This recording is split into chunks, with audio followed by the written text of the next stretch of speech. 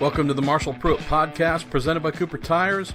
This episode we have our second consecutive audio feature. We are sticking with IMSA's GT Le Mans category with the pretty awesome Le Mans winning, Rolex 24 Daytona winning, just lots of winning Ford GT. It's twin-turbo V6, something with an unmistakable sound if you're a trackside for a WeatherTech SportsCar Championship event or in the FIA World Endurance Championship. Most notably, from the outside, the rather staccato sound of the Ford GTs with their engine management system working and their anti-lag systems working to keep the dual turbos spooled up so that power is readily available for their drivers. That's what you hear very heavily from the outside. Fun from the inside, actually deep inside the engine bay, you don't really hear much of that. So I know I've heard from a number of folks who say the Fords are not their favorites from trackside. I'm hoping you might find the sounds from inside the engine bay a more pleasant experience. Now, we did capture in-car with one of the Ford GTs back at Circuit of the Americas, I think around 2016, and our recorder was placed inside the cockpit right next to the gearbox control unit and pumps and such, and you heard lots of whizzing and sounds that were a little bit distracting. So had some folks said, hey, if you get a chance to record the Ford GT again, could you? And maybe a more pure sound. And thanks to our friends at Ford and Chip Ganassi Racing, they said go for it at the May Mid-Ohio event.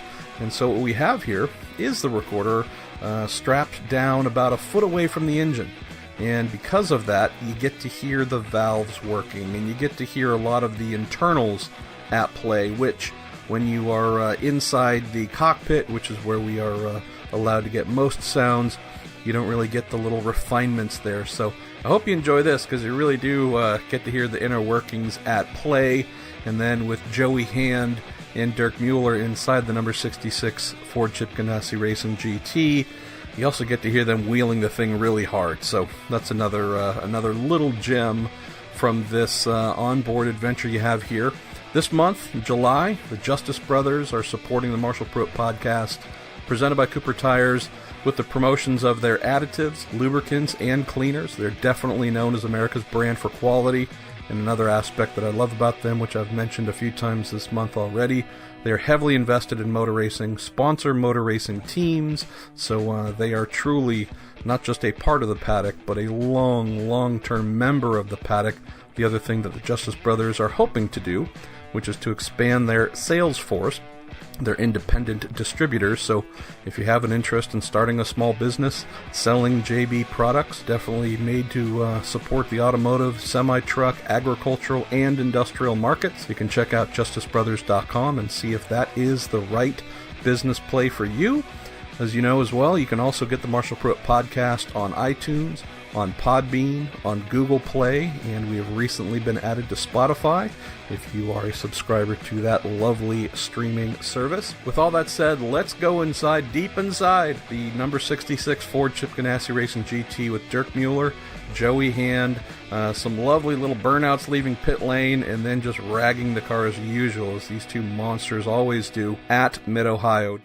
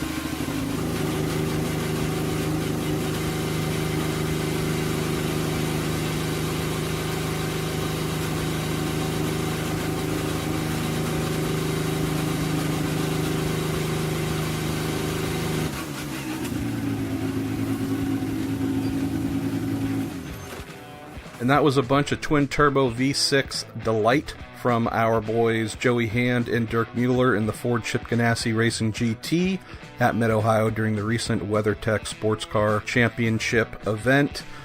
Got a couple more of these to come. Trying to get the exact timing on a new and possibly more than one new recordings inside the Porsche 911 RSRs. As I have professed many times, the best sounding race car I come across all year long in any championship, just as we did here at Mid-Ohio with the Ford and with the BMW M8 GTE. We did try to get the awesome Porsche GT Team 911 RSR added in with something fresh and new, and with the recorder's proximity to the exhaust outlets at the back of the car, in the sheer force, we kind of blew up my little recorder. So, not their fault, my fault. I need to put something stronger in the presence of the wailing flat 6 engine from Weissach. So, we're working on plans to get that done. And once we do have that done, we will be able to put up a new sound comparison of all the models in GTLM. So, I'm hoping you'll enjoy that when that is ready to run. And one more time, if you are interested in a career in selling JB products, the justicebrothers.com website is one where you can get everything you need to know about distribution of their automotive, semi-truck, agricultural, and industrial additives, lubricants, and cleaners. With all that said, I'm Marshall Pruitt. This is a Marshall Pruitt podcast presented by Cooper Tires. Thank you for listening.